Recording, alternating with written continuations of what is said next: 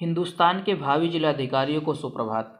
Hello friends, मैं आपका दोस्त गणेश चंद्र पाल स्वागत करता हूं आपके अपने learning platform M for mathematics के यूपीएससी सीसेट सेक्शन में। नेक्स्ट क्वेश्चन देखते हैं। तो नेक्स्ट क्वेश्चन में कहा जा रहा है कि यदि P एक धनात्मक भिन्न है, P एक धनात्मक भिन्न है जो एक से क्या है, छोटा है। P एक धनात्मक भिन्न है लेकिन एक से छोटा है। इसका मतलब क्या हुआ कि P is greater than 0 but less than 1। देखिए नेक्स्ट क्वेश्चन, एक और एग्जाम जस्ट टॉपिक पे आया हुआ है। P क्या है, greater than 0 but less than 1। तब क्या हो सकता है, 1/P एक से छोटा है। तब क्या हो सकता है, 1/P एक से छोटा है, मतलब 1/P इज लेस देन 1, पहला ऑप्शन। दूसरा ऑप्शन कहा जा रहा है, क्या ये पहला ऑप्शन सही है? तो आइए चेक करते हैं। तो अगर P 0 से बड़ा और 1 से छोटा है तो इसका मतलब कोई फ्रैक्शन होगा, और कोई फ्रैक्शन होगा जो लेस देन 1 होगा।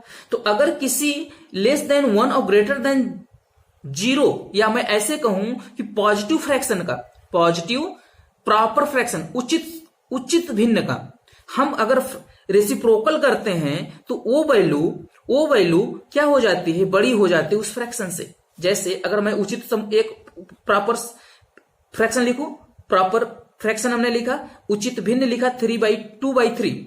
ये 2 क्या है, 2/3। जब हम इसका क्या लेंगे, रेसिप्रोकल, इसे क्या लिखेंगे, 1/2/3, और ये 3 क्या चला जाएगा ऊपर और 3/2 हो जाएगा। और 3/2 का मतलब 1/5, मतलब कि 3/2 इज ग्रेटर देन 2/3।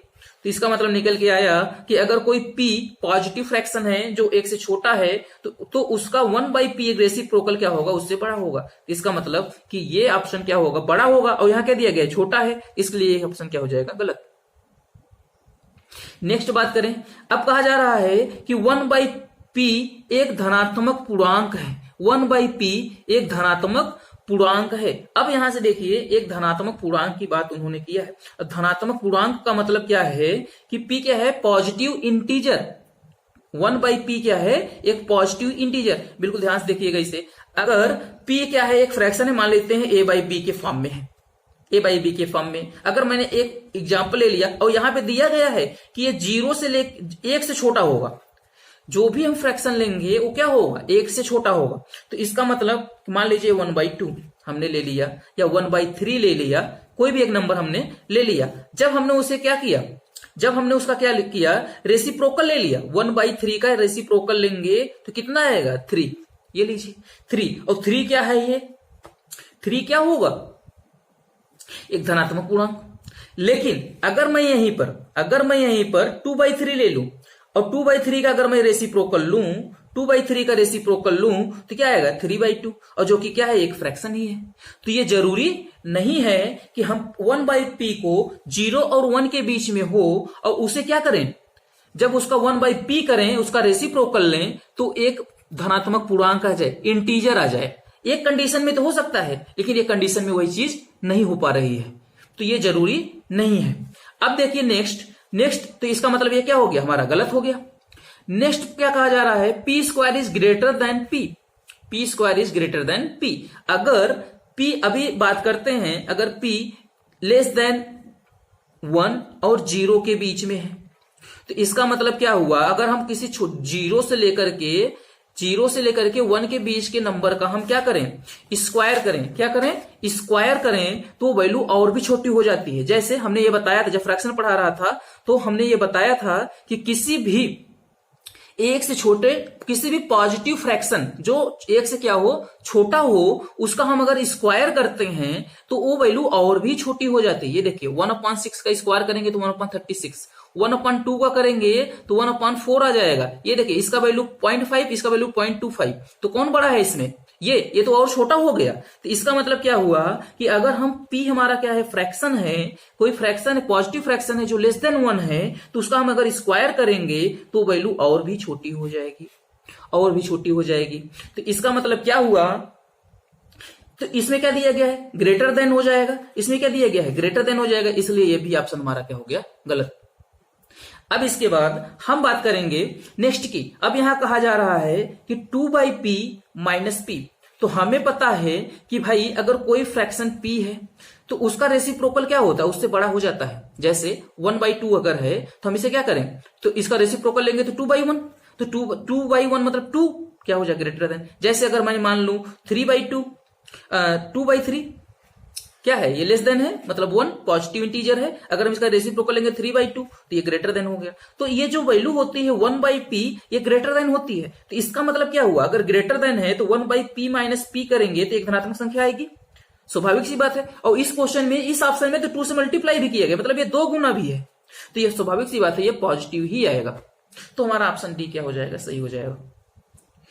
तो इस टाइप के क्वेश्चंस आजकल एग्जाम में बहुत सारे पूछे जा रहे हैं, तो आप इस पर बहुत ज्यादा फोकस करिए कि, और छोटी छोटी बातों को, यहां पर हमने देखिए कोई भी बहुत बड़ा लॉजिक यहां नहीं लगा है, सब के सब even, odd, prime, natural number, rational number, भिन्न भिन्न, देखिए फ्रैक्शन से कितने ज्यादा क्वेश्चन अच्छे अच्छे बन रहे हैं, ये सब सारे क्वेश्चन पूछे गए एग्जाम में।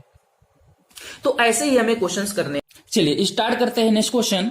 नेक्स्ट क्वेश्चन में कहा जा रहा है कि यदि x लेस देन है किससे, z से, और x लेस देन है किससे, y से, x is less then x and x is less then y, तो इसमें से जो भी ऑप्शन दिए गए हैं, which of the following necessarily to true, मतलब ऑप्शन 1 जो दिया गया है कि y हमेशा क्या होगा, z से छोटा, x स्क्वायर क्या होगा, y z से छोटा, या तीसरा कंडीशन कहा जा रहा है कि z इंटू एक्स छोटा होगा y प्लस जेड से। तो इन तीनों कंडीशंस में कौन सा सही है, कौन सा गलत है, तो हमें ऑप्शन दिए गए हैं कि केवल 1 सही है, केवल 2 सही है, केवल 3 सही है, या इसमें से कोई भी सही नहीं है। तो इस चीज को आइए हम देखते हैं कि कौन सा क्वेश्चन या कौन सा ऑप्शन हमारा सही है। तो हमसे कहा जा रहा है कि x जो है वो छोटा है किससे, z से, और x छोटा है किससे, y से। x छोटा है किससे, z से, और x किससे छोटा है, y से। लेकिन यहां पर यह डिफाइन नहीं किया गया है कि y और z में क्या रिलेशन है, y और z में क्या रिलेशन है। तो इसका मतलब क्या हुआ कि भाई हमें यहां पे कंडीशंस जो दिए गए हैं, वो कंडीशंस क्या दिया गया है कि अगर x छोटा है किससे, z से, और x छोटा भी है किससे, y से। इसका मतलब कि अगर ये x है, अगर मान लो ये क्या है, z है, तो ये क्या है, x है। लेकिन अब यहां से देखिए ध्यान से, अगर मैं ऐसे बना दूं y को, तो y से भी तो छोटा कौन है, x।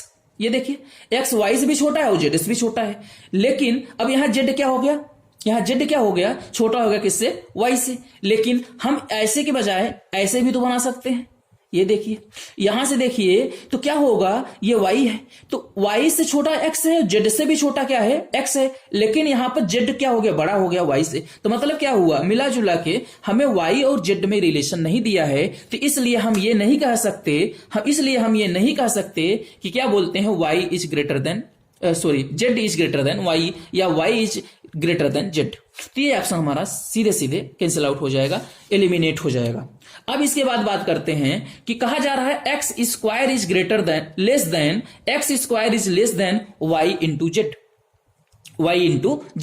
तो अब ये क्या सही है कि गलत, तो हम देख लेते हैं। हमने मान लिया कि भाई एक नंबर क्या है, 6 है, एक नंबर क्या है, 7। चलिए हमने एग्जाम्पल के लिए मान लिया, और हमारा जो x है वो कितना है, 5। कोई भी नंबर हो, अब भाई दोनों नंबर, ये हमारा y है, ये क्या है, z। तो दोनों नंबर क्या हैं, दोनों नंबर भाई x से बड़े हैं। तो अगर x हमने 5 मान लिया, तो पक्का है कि कोई एक 6 रहा होगा, कोई 7 रहा होगा, कोई 8 रहा होगा, कोई 10 रहा होगा, ये हमें नहीं पता। लेकिन दोनों क्या है, इससे बड़े हैं। तो आप सोचिए 5 को 2 बार मल्टीप्लाई करने से जो आंसर आएगा, हम इससे बड़े किसी नंबर को 6 और 7, हम इसलिए एग्जांपल लिए थे, इससे जस्ट बड़े हैं। 6 और 7 को अगर मल्टीप्लाई करें कितना आएगा, 42। तो मतलब इससे बड़े 2 नंबर को मल्टीप्लाई करने पे जो भी नंबर आएगा वो हमेशा क्या होगा, हमारे x से। अगर हम x इक्वल टू 10 रख लें, और लेकिन तब इसका मतलब हमें इसे 11 या y को, और z को 12, या z को 11 और y को 12 रखना पड़ेगा। और यहां पे हम मल्टीप्लाई करेंगे, तो ये भी क्या आएगा, 100 से ज्यादा। तो इसका मतलब ये ऑप्शन सही है कि भाई अगर हम x लेस देन है z से, x लेस देन y से, तो x और z का मल्टीप्लीकेशन x स्क्वायर मल्टीप्लीकेशन से हमेशा ज्यादा आएगा। ये तो सही निकल गया। अब इसके बाद नेक्स्ट देख लेते हैं भाई तीसरा नंबर, आखिर इसमें क्या प्रॉब्लम है कि ये सही नहीं हुआ है। Z X is less than Y plus Z. ये बातें हमसे बोली गई हैं इस तीसरे ऑप्शन में। तो आप देखिए, अगर मैं मान लूं x इक्वल टू हमने बोल दिया 1, y इक्वल टू बोल दिया 2 और z इक्वल टू बोल दिया 3, कोई दिक्कत? तो इसका मतलब देखिए ना कि क्या है, 2 ग्रेटर देन है x से और 3 भी ग्रेटर देन है। तो अगर मैं इस कंडीशन से फुलफिल कराऊं तो 3 इंटू 1 ग्रेटर देन y कितना है, y 2 प्लस 3। तो ये देखिए ये क्या हो गया, ट्रू हो गया, 3 इज ग्रेटर देन 5। तो इसका मतलब ये सही है। लेकिन अगर दूसरे तरीके से अगर देखें, कोई दूसरा नंबर रख के देखें, अगर मैं बोल दूं x equal to 2, y equal to 3, z equal to 4, तो क्या होगा कि 2 into 4 x into Z, x into Z क्या हो जाएगा, 2 into 4 is less than 3 plus 4 कितना आ जाएगा 8, 8 लेस देन 7। क्या ऐसा हो सकता है कि 8 7 से छोटा हो? तो इसका मतलब है कि यह ऑप्शन नंबर 3 हमेशा ये भी सही नहीं है। जैसे ऑप्शन 1 हमेशा सही नहीं था, हो सकता है y बड़ा हो या हो सकता है z बड़ा हो, क्लियर नहीं था। वैसे ही हो सकता है y प्लस जेड कभी बढ़ा रहा है तो कभी z इंटू एक्स बढ़ा रहा है, तो ये हमेशा सही नहीं हो रहा है, इसलिए ये भी ऑप्शन क्या हो जाएगा, गलत।